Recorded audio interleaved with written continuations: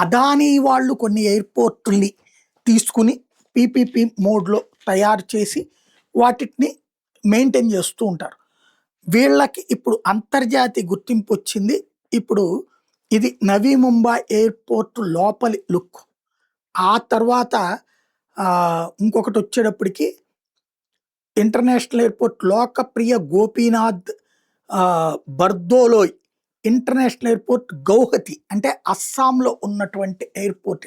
చూడండి, భారతీయ సంప్రదాయాన్ని ఉట్టిపడేలా, అస్సాం సంస్కృతి ఏదైతే ఉట్టిపడేలా తీసుకొచ్చారు.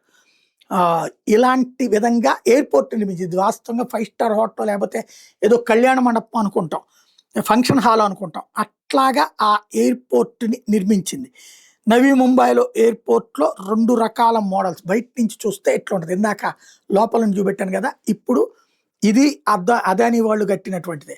ఇప్పుడు అదానీ ఎయిర్పోర్ట్స్ వచ్చేటప్పటికి ప్రపంచ మోస్ట్ బ్యూటిఫుల్ ఎయిర్పోర్ట్స్ లిస్ట్లో 2026లో నమోదైన.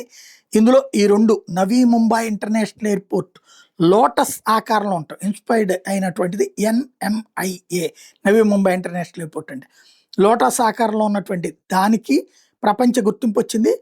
స్టన్నింగ్ బాంబు ఆర్క్ డిజైన్తో చేసుకొచ్చినటువంటి గౌహతి ఎయిర్పోర్ట్ LGBIA T2 కూడా ఈ అవార్డు సాధించింది.